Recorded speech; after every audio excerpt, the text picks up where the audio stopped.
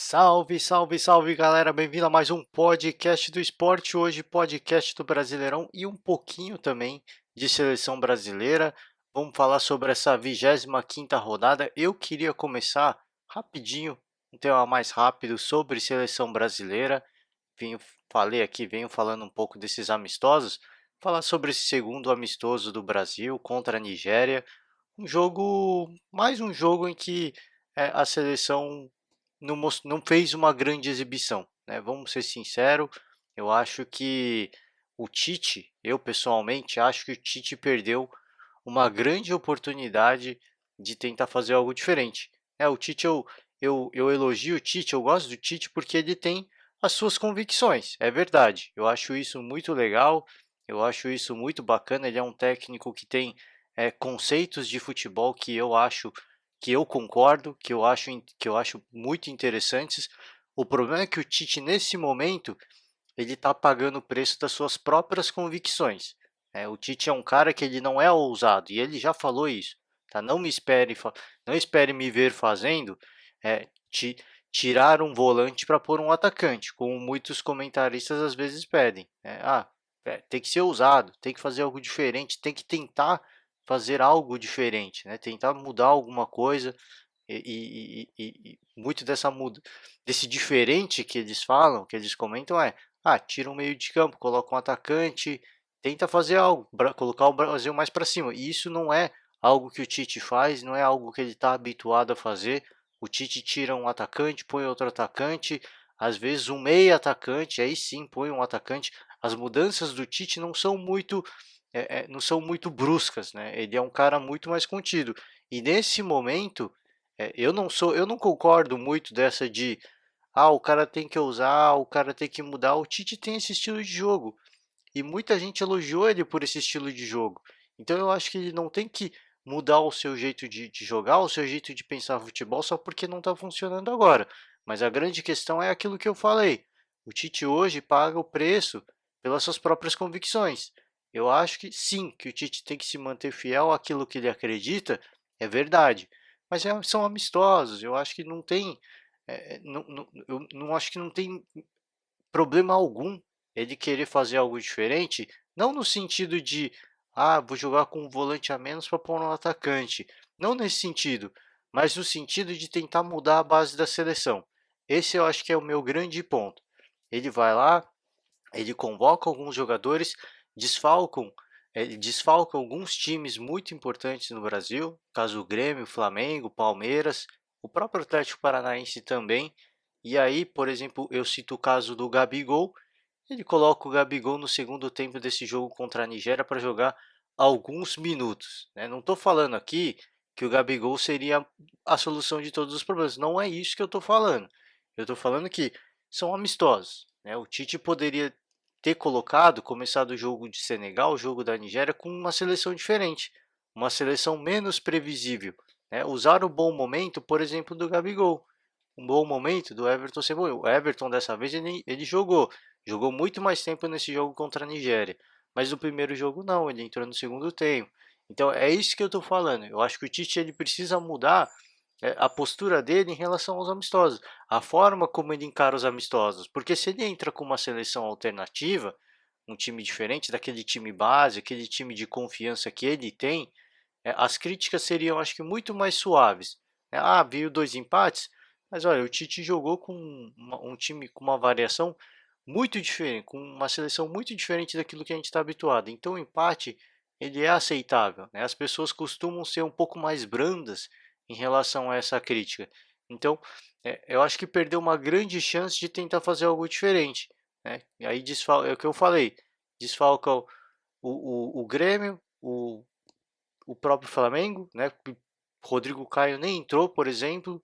O Gabigol jogou poucos minutos. O goleiro do Palmeiras e o goleiro do Atlético Paranaense nem viram a cor do gramado, né? Ficaram ali só esquentando o banco. Então eu acho que essas coisas, e eu critiquei muito na hora da convocação porque eu sabia que isso ia acontecer. Porque o único titular, não digo titular absoluto, mas o único cara que de fato é titular nessa seleção é o Everton Cebolinha. Fora ele, ninguém mais, né? O Tite convoca, por exemplo, o Gabigol, tira um jogador importante do Flamengo, meio que para igualar, né? Ficou na cara que ele prejudicou o Flamengo porque ele precisava levar o Everton Cebolinha. E aí, para não causar um descontentamento, desconforto com o Grêmio por causa da disputa da Libertadores, ele acaba levando o Gabigol. Tira um outro jogador muito importante do Flamengo, ou o Gabigol, ou o Rodrigo Caio, enfim.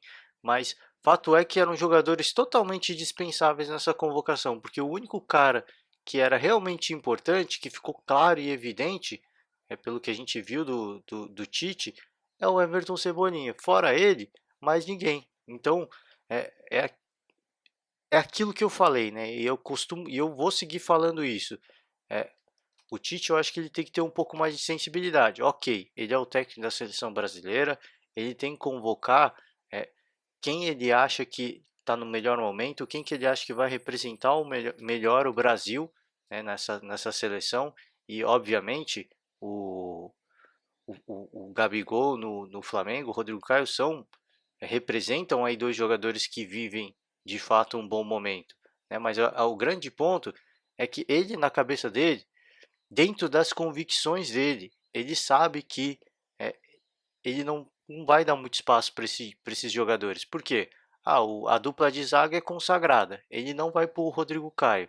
No ataque, caso na posição do Gabigol, tem Firmino, tem Richarlison, tem, enfim, se ele vai querer fazer alguma variação, tem o Gabriel Jesus, tem o próprio Neymar. Então é complicado. Ele sabe que o Gabigol dificilmente tem espaço nessa seleção.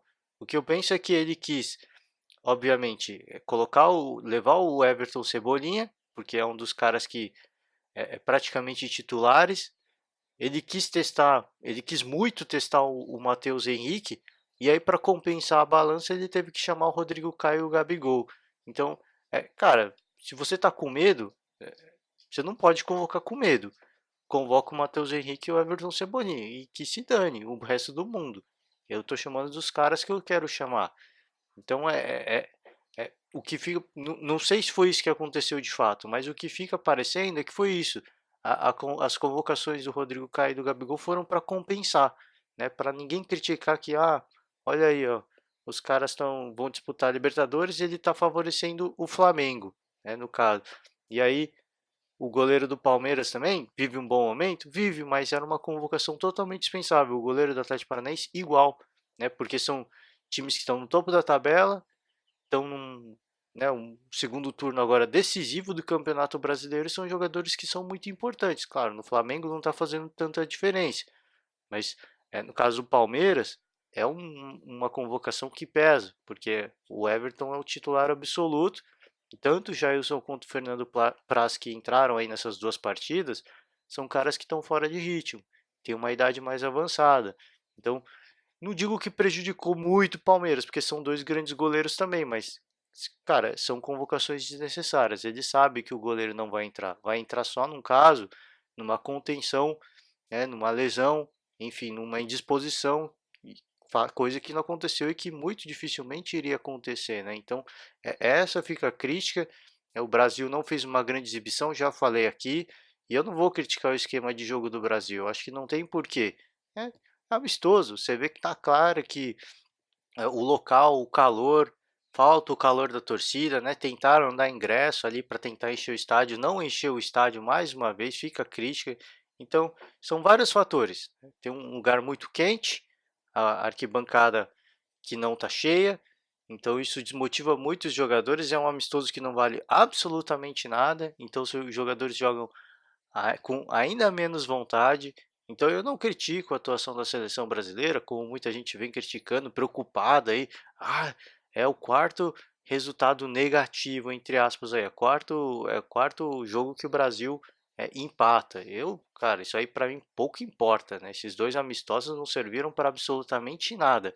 Eu acho que, mais uma vez, fica a minha crítica. Eu acho que o Tite perdeu uma grande oportunidade de meio que fugir dessas críticas, né? Coloca todo mundo aí que todas as escalações aí, coloca em campo uma seleção totalmente inesperada, que aí as críticas seriam muito mais brandas, né? O Tite tentou mudar, tentou fazer algo diferente e não deu certo. É bola para frente. Agora ele volta com sua seleção de base, aquele time que ele confia, para a disputa, né, das eliminatórias da Copa do Mundo que está para começar. Então fica aí, né, eu acho que ele perdeu uma chance e mais uma vez ficou feio, pelo menos para mim, do meu ponto de vista, porque as convocações que ele fez do Flamengo ficaram um pouco que na cara que ele fez justamente para não entrar naquela questão de favorecer um time ou outro. No caso, o próprio Palmeiras também. Pô, tem um time que está no topo da tabela, preciso convocar um também, preciso tentar dar uma desfalcada para tentar igualar a balança. Então fica parecendo que são convocações compensatórias só para não ficar parecendo que prejudicou ou favoreceu algum time. E eu acho que não é esse o caminho. Ele tem que convocar quem é que ele acredita e quem ele acha que vai trazer algo diferente, algo novo para a seleção. E para mim ficou na cara que Rodrigo Caio e Gabigol não são esses caras que ele acredita que pode fazer parte dessa seleção, que possa fazer a diferença na seleção. A princípio, tá? Isso pode mudar. No caso, o Rodrigo Caio ele elogiou muito pela questão do fair play, convocou ele, falou que isso é muito importante, legal. Mas depois ficou um tempo sem convocar, voltou a atuar bem. Eu acho que a atuação é merecida, a convocação foi merecida, mas não entrou em campo. Então, que para mim o que parece foi uma convocação que foi totalmente dispensável e que né, não precisava, né? Essa desfalque que ele fez no Flamengo não precisava, foi desnecessário. E aí, caso do Gabigol, por exemplo, tira uma boa fase no jogador, né, que estava fazendo gol todo jogo, que estava voando, de repente faz essa parada e o cara não consegue voltar tão bem. Essa eu acho que é a minha grande preocupação, né, do cara não voltar tão bem. Então acho que é esse tipo de coisa que falta um pouco de sensibilidade, né? Falta muito de bom senso, porque você precisa tentar, claro, você precisa tentar igualar a balança de uma certa forma, mas fazer por fazer, sem, cara, sem um porquê, né? Cara, assim, sem as suas convicções de fato, eu acho que não fazem sentido e mais uma vez vou falar aqui, acho que perdeu uma grande chance de tentar fazer algo diferente e não algo diferente de tirar um zagueiro e pôr um atacante, não é isso que eu estou falando. É de colocar um atacante diferente, né? De tentar colocar um meio-campista diferente, de tentar mudar aquilo que está bem estabelecido, aquela formação óbvia que todos os adversários sabem como o Brasil vai jogar e claramente Senegal e Nigéria entraram muito bem preparados para lidar com a seleção de base aí, digamos assim, aquela seleção de confiança do Tite. Claro que os jogadores, muitos deles não estavam bem, né? Arthur, o, o Felipe Coutinho, muito abaixo. O Neymar se machucou aí, sentiu uma lesão nesse segundo jogo. Então, vários jogadores muito abaixo. Então, para mim, cara, totalmente compreensível. E se perdesse o jogo para a Nigéria também, não seria também no fim do mundo, não seria nada desesperador. Eu acho que, para mim, esses jogos, mais uma vez, não valeram absolutamente nada. A Nigéria sai na frente, o Brasil busca empate num gol do Casemiro, um gol chorado. Teve oportunidades, a Nigéria teve outras, e ficou um jogo meio que de compadre, né? Um ataca de cá, um ataca de lá. O resultado terminou 1-1 e eu acho que ficou bom para todo mundo. Para mim, mais uma vez, sem motivo algum para desespero, como eu vejo muita gente meio que desesperada aí, né? Acho que não tem nada disso.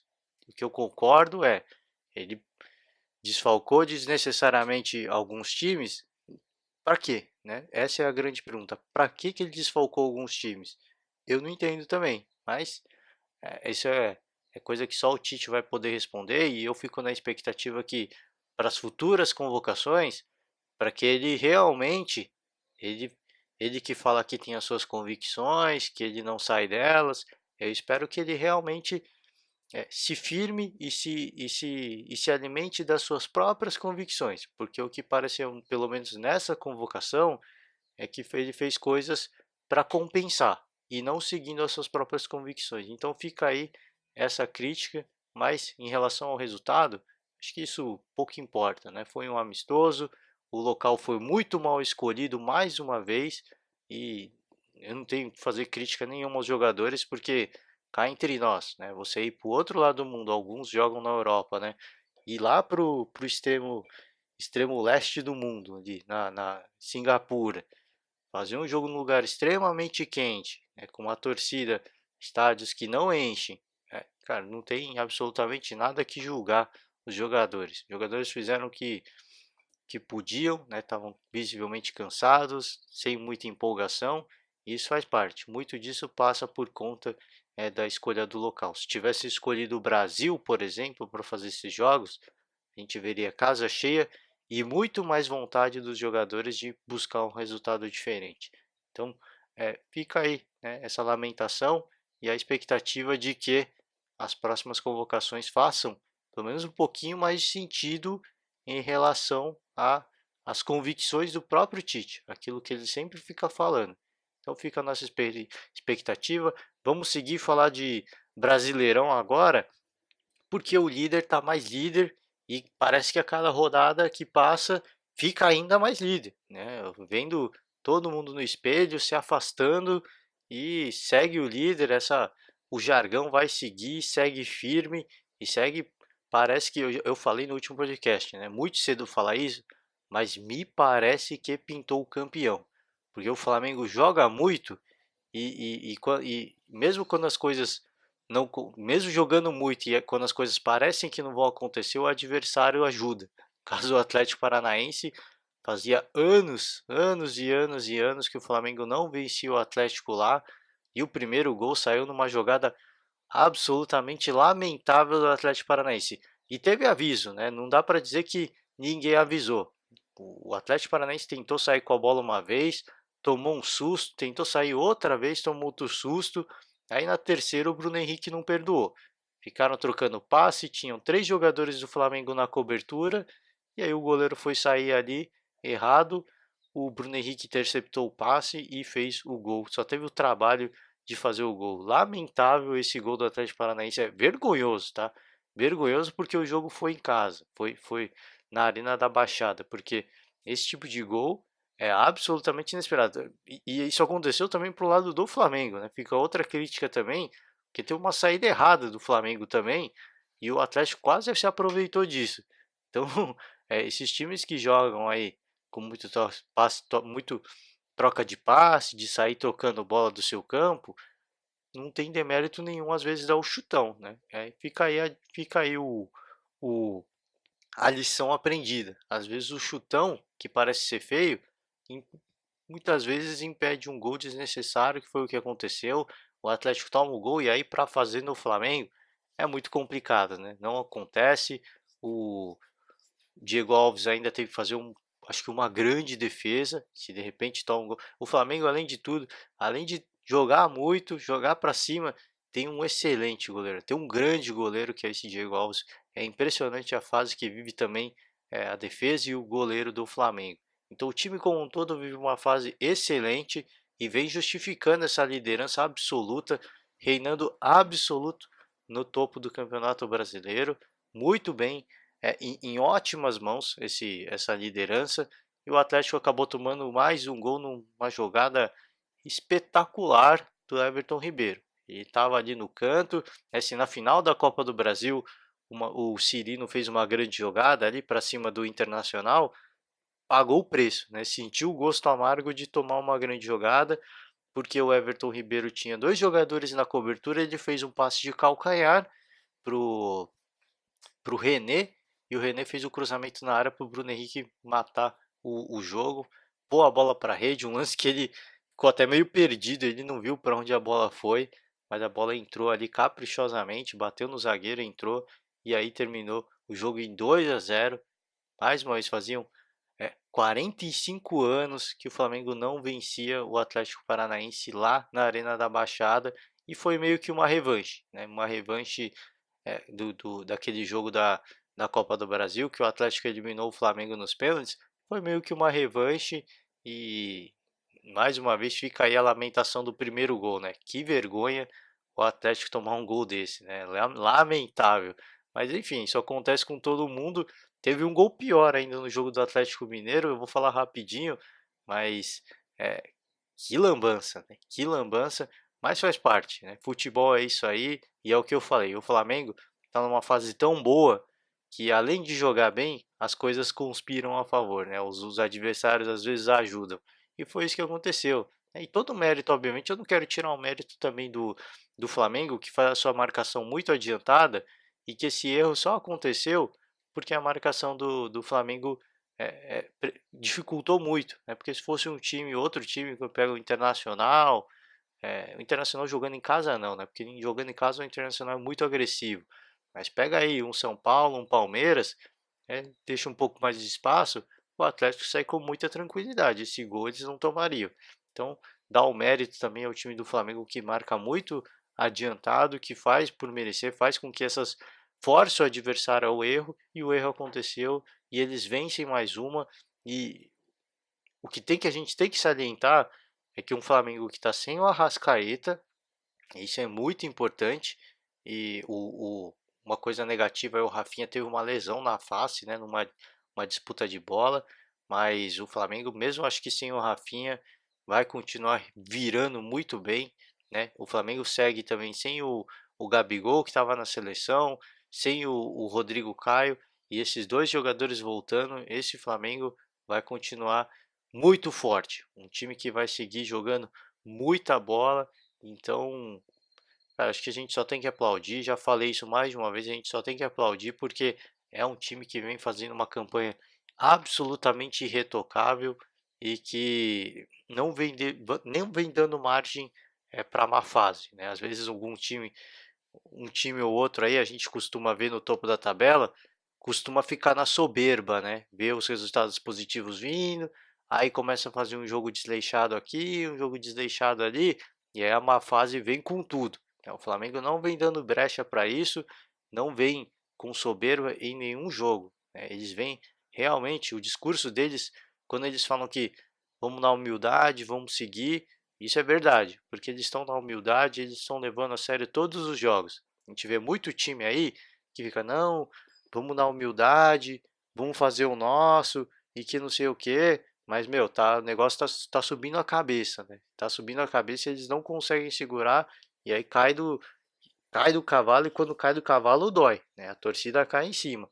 Então o Flamengo vem fazendo o seu trabalho, vem fazendo muito bem e o líder segue valendo muito e cara, só tem que parabenizar mais uma vez e tirar o chapéu porque a campanha é absolutamente impressionante. É absolutamente impressionante.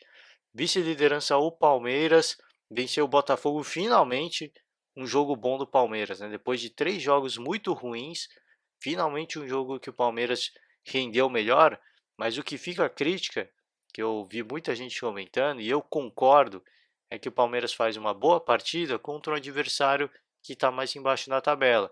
Porque quando a disputa foi lá em cima, Santos, Internacional, o Atlético está mais no meio, não está tão em cima, mas quando os adversários foram mais qualificados, o Palmeiras fez algumas partidas as mais lamentáveis e o destaque fica a partida contra o Santos. E aí pega mais agora um adversário que está mais embaixo na tabela e faz uma grande partida de novo. Então, não tem muito o que esperar desse Palmeiras. O comentário que eu fiz do último podcast segue valendo para mim, tá? Esse tipo de Palmeiras eu não vejo com espírito, com vontade suficiente para buscar o título. Porque quando a disputa é direta, e aí sim os jogos que valem mais, porque você tem que tirar ponto dos seus rivais, né, que estão brigando pelo título, aí você perde a partida, aí você empata a partida. Então tá faltando um pouco. Ah, tá fora da disputa da liderança? Não tá. Pontuação, a distância é grande, é de 8 pontos. Mas o Palmeiras é o vice-líder. Se tem alguém que pode chegar no Flamengo, é o Palmeiras. Então, tá na briga? Tá muito na briga. Mas a postura do time em campo, para mim, mais uma vez, é, me faz é, é, me faz seguir acreditando de que esse time do Palmeiras esse ano não tem condições de título. Tá? Precisa mudar muito a postura, principalmente dos jogadores. Eu não estou falando aqui de esquema tático, não estou falando nada disso. É a postura dos jogadores em campo, que às vezes faz algumas partidas muito boas, e no caso essa do Botafogo foi uma boa partida do Palmeiras, terminou em 1-0. Aliás, o gol do Thiago Santos, né, o volante que considerado dos mais defensivos do Palmeiras, fez uma jogada de centroavante, cara. Fez uma jogada de lá, Luiz Adriano fez um belo gol, uma bela tabelinha foi para ataque, fez um gol e o único gol da partida que o Palmeiras ficou no 1 a 0, acho que ficou até barato, poderia ter feito dois, mais um ou dois gols. O Diego Cavalieri, o goleiro do Botafogo, foi gigante mesmo, defendeu pelo menos duas grandes jogadas aí do Palmeiras, evitou pelo menos uns dois gols e terminou 1 a 0, um placar magro, mas que não refletiu totalmente a partida. Claro que o Botafogo também teve os seus méritos, né?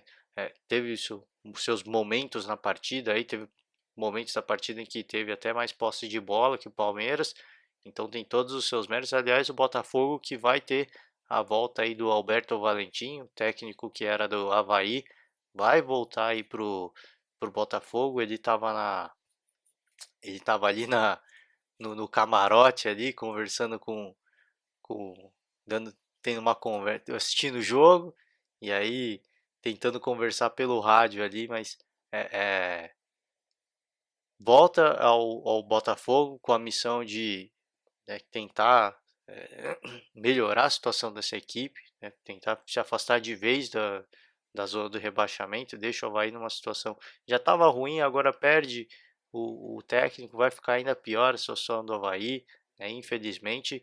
E o Palmeiras eu acho que fez uma grande exibição, mais uma vez com a terceira camisa, né, essa camisa verde água. E eu falei, se eu não me engano, teve um podcast que eu falei, essa camisa tá dando sorte pro Palmeiras.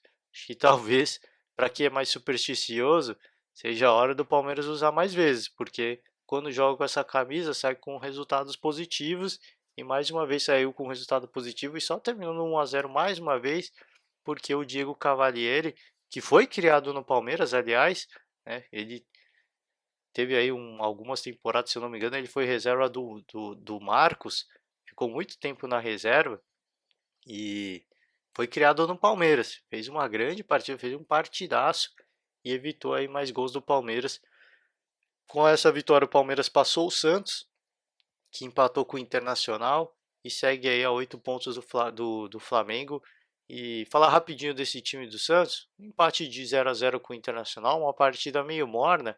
Eu esperava muito mais do Santos, tá? Uma partida que é muito diferente daquele Santos que a gente viu contra o Palmeiras. É um time mais para baixo, sem muita inspiração, errando alguns passes o tempo todo, tentando uns cruzamentos na área, que não é muito a cara do Santos, tá? O Santos é um futebol de mais posse de bola, de mais passes, né? É compreensível, eu acho totalmente compreensível. Se eu não me engano, foi a primeira vez que o Santos entrou em campo com um time totalmente brasileiro, né? Porque o São Paulo ele sempre põe um ou outro é, jogador estrangeiro, e dessa vez foi totalmente. Começou o jogo, ali, pelo menos totalmente estrangeiro, né? Depois entrou o Uribe, mas começou o jogo totalmente brasileiro, uma cara um pouco diferente, né? Do que o São Paulo está acostumado. E esse estilo de lançar a bola na área é compreensível porque é o Santos com muitos desfalques, né, que foram servir as suas seleções.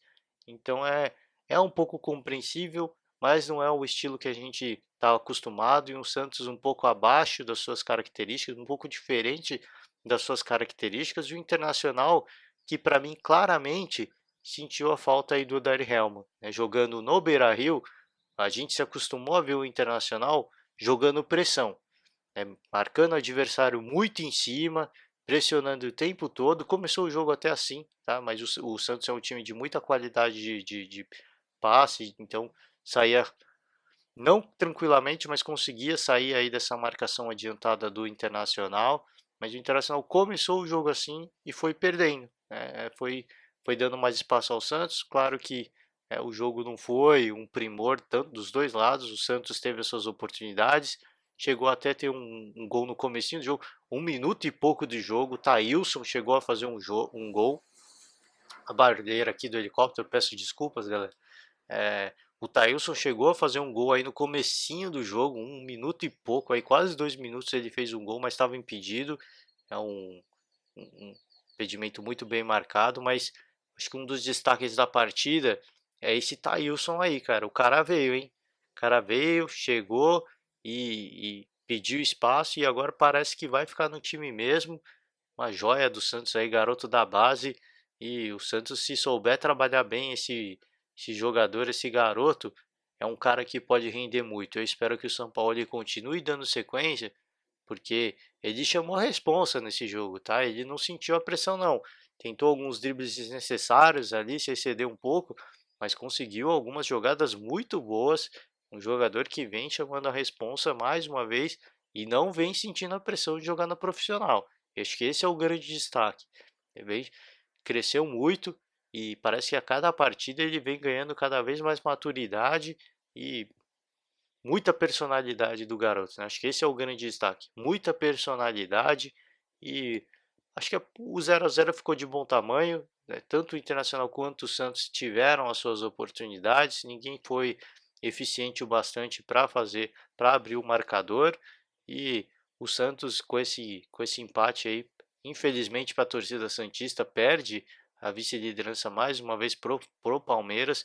E o Internacional com esse empate perdeu a chance de se manter no G6 e foi ultrapassado pelo Grêmio, né? E um Internacional que já falou aí não tem pressa para buscar o seu treinador, vai seguir aí procurando um substituto para o Odair, né? Esse interino provavelmente não vai ficar. O Internacional, eu acredito que vai apostar num jogador mais consagrado, num treinador mais consagrado, um cara que tem mais bagagem, um cara que tem mais títulos no currículo e muito provavelmente um cara que não é do Brasil. Então, seguir na expectativa desse Internacional que tentou aí, falou que tentou fazer investidas aí em Roger Machado, em Thiago Nunes, mas é o que eu falei, é muito difícil que o Roger Machado vá, né? Um cara que jogou no, cara que treinou o Grêmio, então a torcida provavelmente não vai ter a simpatia da torcida, assim como aconteceu com o Mano Menezes no Palmeiras, e é um cara que vem fazendo um grande trabalho no Bahia, então acho difícil que ele vá, e o Thiago Nunes a mesma coisa. É um cara que está no Atlético, cara, tá vivendo um ambiente, uma fase fantástica. E eu falei, ele falou que tem o sonho de ganhar Libertadores. Se ele for pro Internacional, esse sonho pode nem se concretizar, né? A melhor oportunidade dele é se manter, obviamente, no Atlético Paranaense. Então, pelo menos mais uma temporada, eu acredito que o Thiago Nunes vai ficar lá, a menos que, né, alguém faça uma proposta absolutamente sedutora, que aí fica muito difícil. É um clube com uma grande estrutura, que esteja na Libertadores, então esses times que estão aí no topo da tabela, G4, teriam muito mais condições de contratar o Thiago Nunes do que o Internacional neste momento, tá? Não digo que não vai acontecer, isso pode acontecer, claro que a gente não conhece, o futebol tem dessas coisas, mas é muito difícil, eu acho complicado, tá? Então é por isso que eu acredito. Eu imagino que o Inter agora vai partir para um técnico, não vai apostar num cara novo, o time vai buscar aí um cara mais consagrado, provavelmente de fora, né? Obviamente se espelhando aí nos bons exemplos deixados por Santos e Flamengo, na busca aí, obviamente, do seu sonho, né, de retomar o caminho para os títulos, né, que não vem acontecendo nos últimos anos, de tentar voltar a ganhar títulos e trazer essa alegria para a instituição e para a sua torcida, obviamente. Vamos seguir falando. Tabela aí, a gente teve clássico paulista, São Paulo e Corinthians, né? O São Paulo venceu o Corinthians no Morumbi, 1 a 0, um gol de pênalti chorado, mas muito chorado, um pênalti ali meio estranho. Muita gente vai falar que não foi. Eu digo que foi, tá? O clássico em si, tecnicamente foi ruim, não foi uma partida que as duas equipes fizeram grandes exibições. Eu achei que o Corinthians fosse fazer um jogo melhor, né? Um jogo com mais volume, com mais vontade, porque o Corinthians é assim, às vezes está muito desanimado, a torcida caindo em cima, mas quando faz um clássico, esse time do Corinthians costuma crescer muito. E infelizmente nessa partida, o fator clássico não foi o suficiente. Então, um jogo tecnicamente muito abaixo do, do, do que podia se esperar, né, de um São Paulo e Corinthians. Infelizmente, né, para nossa tristeza, que a gente fica na expectativa de um grande jogo, e normalmente é isso que eu falo. O Carille é um leão de clássico. Toda vez que o Corinthians vai jogar um clássico, é um jogão. É um jogo em que o Corinthians cresce muito de rendimento. E dessa vez não aconteceu. O São Paulo também não fez absolutamente nada para merecer a vitória, tá? Saiu com a vitória, uma questão meramente aí casual de um pênalti que para mim, cara, aconteceu. Eu sempre uso, quando eu vou falar, olhar o pênalti, eu sempre ponho, eu inverto a situação, né? Se é o atacante que faz essa falta no zagueiro, a arbitragem marca. Então, o contrário para mim é válido. Então, para mim foi pênalti e o Reinaldo fez o gol aí do São Paulo, 1-0, vence o clássico, traz mais tranquilidade aí para o Fernando Diniz. Já tinha tranquilidade, obviamente, porque, dizem, os boatos de que foi contratado pelos jogadores, então, que deem a resposta, foi o que eu falei, os jogadores têm que dar a resposta, e venceu. Aí a gente não viu absolutamente nada do estilo do Fernando Diniz em campo, diga-se de passagem, mais uma vez vou repetir, um clássico tecnicamente muito abaixo do que se podia esperar. A grande expectativa era o confronto aí de Carille com o Fernando Diniz, que saiu a reportagem, a matéria na TV, que os dois estudaram juntos, inclusive na mesma escola. Então era um confronto aí de técnicos que na sua infância jogaram juntos. Então muito interessante, rodeado obviamente de expectativa que não foi correspondida, mas o São Paulo empata com o Corinthians. O Corinthians está na quarta colocação, mas o São Paulo agora encosta, segue com 43 pontos, empatado em pontuação, e volta a sonhar aí, pode sonhar sim, muito forte com essa volta ao G4 que pode acontecer nas próximas rodadas. Claro que o Corinthians é um time muito difícil, muito complicado, porque nesse momento agora, todo mundo vai falar: ah, o Corinthians é aquilo, é aquele mesmo esquema, defensivo, então os resultados negativos estão acontecendo.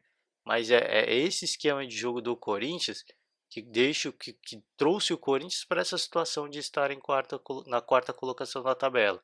Mais defensivo, um golzinho chorado ali, um outro golzinho chorado ali, e aí pontuando sempre e subindo na tabela. Então, eu acho que essa quarta colocação do Corinthians é merecida, mas eu acho muito difícil de se tirar também, porque é um time que sempre pontua, né? Jogos às vezes tecnicamente muito abaixo, dessa vez não conseguiu pontuar, mas muitas vezes jogos tecnicamente abaixo, mas sempre pontuando, sempre subindo na tabela. Então é um time muito perigoso, né? Sexta colocação, só para encerrar, o Grêmio finalmente passou o Internacional, uma goleada para cima do Atlético Mineiro no Independência, que terminou aí com a demissão do Rodrigo Santana, e uma goleada de muito respeito, diga-se de passagem, né? O primeiro gol, eu te falei que eu ia comentar rapidinho, um gol dos mais estranhos que, que se podia esperar, né? Foi um- meio que um cruzamento ali, não foi nem um chute, foi um cruzamento. Eu esqueci agora o jogador do Grêmio, tá me falhando a memória agora, tá? Mas o Galhardo, foi o Galhardo, ele fez meio que um cruzamento, isso, né? E o Wilson, o goleiro do Atlético Paranaense, do Atlético Mineiro, cedeu, cara. Ele foi tentar pegar a bola ali e, sei lá, se errou o tempo, eu não sei o que aconteceu. O fato é que foi muito estranho, um cruzamento totalmente descompromissado, que o goleiro pôs a bola para a rede. O, o Grêmio teve um pênalti a favor, o Atlético teve um pênalti a favor também, gol do Di Santo. O Atlético teve o Casares expulso e o Grêmio completou a goleada aí e terminou com 4-1. Uma grande atuação do Grêmio, né? Desfalcado o Grêmio, mas fez uma grande partida, mais uma goleada para conta do Grêmio, e agora chega ao G6, justificando aí esse bom futebol, essa boa fase que viu o Grêmio, também para respaldar o discurso do Renato Gaúcho de que o, o Grêmio tem o melhor futebol do Brasil. Então vão lá, mesmo desfalcado, provam isso em campo, jogando fora de casa, e o Atlético lamentavelmente perdeu o seu treinador, que é, naquela partida contra o Palmeiras eu critiquei muito, né? Ele chorou, fez o mimimi dele, e infelizmente não tem como a gente defender, né? Porque fez todo aquele mimimi contra o Palmeiras, de não marcou o pênalti porque é o Atlético. E aí fez uma boa partida ali, mas fez uma boa partida pontual, né? Apenas contra o Palmeiras. Depois a sequência perdeu do Flamengo, perde agora do Grêmio. e lamentavelmente é mandado embora, é demitido, né. Eu não concordo com essas demissões, mas infelizmente, pelo menos em relação ao Atlético, a sequência a gente não via, né. Quando a gente vê uma boa partida, como foi aquela contra o Palmeiras, que o Atlético precisava parar de tomar gols, e ali conseguiu fazer um bom esquema tático, o Rodrigo Santana, que funcionou apenas para uma partida, infelizmente. A gente não viu sequência daquela forma de jogar, aquele Atlético com mais intensidade defensiva, e infelizmente não tem, é complicado, né? Eu falo assim, eu não sou a favor de ficar mandando o técnico embora no meio do campeonato, é porque você quebra um planejamento, isso é natural. O cara que vai vir, pô, numa situação complicada, né? Porque o time para mandar um técnico embora é sinal de que a situação não tá boa. Aí o técnico vem e assume o time numa situação que não é legal. Então, e vem caindo na tabela rodada após rodada, né? Vem caindo de forma absolutamente impressionante. Então, o técnico que vier vai pegar uma pedreira, vai entrar no meio da fogueira. É um time que está numa sequência horrorosa. Então, eu não sou muito a favor. Mas é difícil, é aquilo que eu falei do Fernando, quando eu falava do Fernando Diniz no Fluminense. Porque você vê que, no caso do Fluminense, pelo menos a gente viu um time que tentava, né? A gente viu um time que, por mais que perdia, às vezes jogava bonito, mas perdia. E aí, pô, é difícil defender, né? Às vezes você não gosta, mas a gente sabe como o futebol funciona. E o Atlético, eu acho que deu um respaldo legal para o Rodrigo Santana, deu uma bela sequência para o Rodrigo Santana. E infelizmente fica difícil da gente defender, porque não foi uma questão de ele perdeu 5 jogos e foi mandado embora, né? No caso, o Palmeiras foi situações as mais bizarras, né?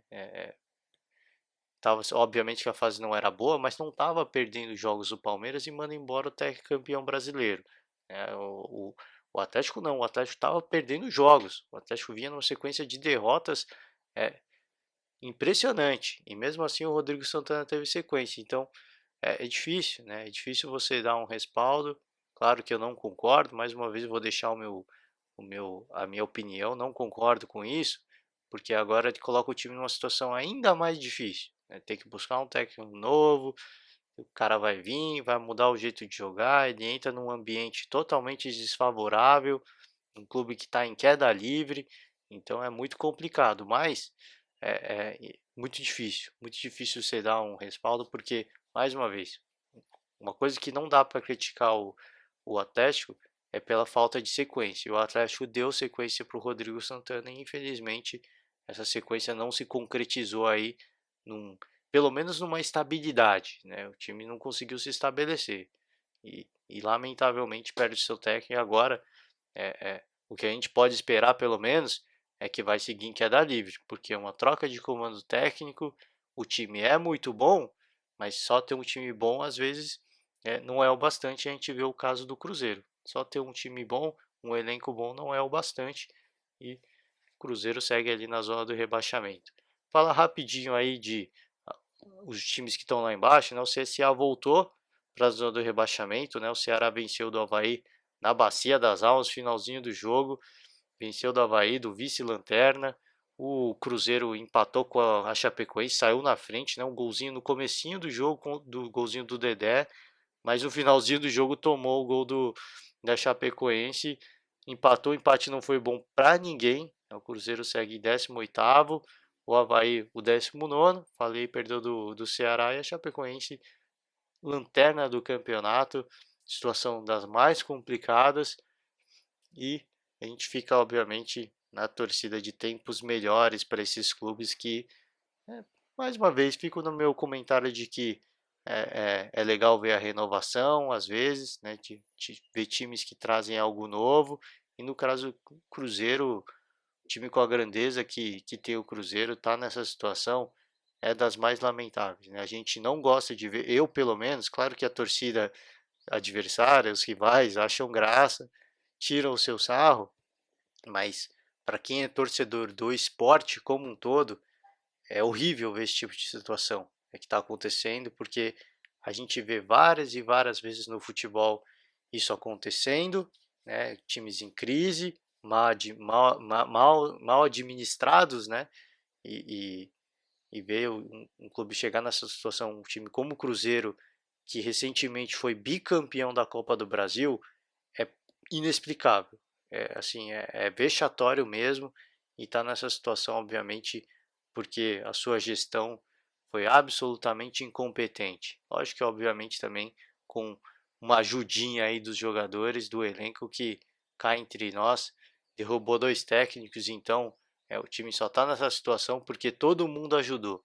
Né? Ninguém chega lá porque porque é só azar. Azar existe também, mas para estar lá é preciso muita incompetência e o Cruzeiro mostrou e continua mostrando muita incompetência e segue nessa situação muito complicada. Infelizmente, para o Abel Braga, é, fica a torcida de que eu fico pelo menos na torcida de que tenha sequência, consiga dar uma liga para esse time aí para que pelo menos volte a sonhar em sair do Z4. Claro que não está longe, tem totais condições de sair, mas pela sequência é muito complicado, é muito difícil e o elenco do Cruzeiro, a gente sabe, é uma bomba relógio, não dá para saber até quando o Abel vai ter o respaldo dos jogadores, então fica obviamente a torcida de que ele tenha tempo de trabalhar, que os jogadores comprem a sua ideia e que esse Cruzeiro saia dessa situação difícil, porque o clube não merece, pela sua história vencedora, o clube não merece estar nessa situação. Vou encerrando o podcast hoje aqui. Fica o meu convite. Quiser que eu comente de qualquer outra coisa, deixe o seu comentário aí no vídeo, aí embaixo. Próximo podcast a gente volta e debate mais sobre o assunto, beleza? Valeu, galera. Um forte abraço e até a próxima.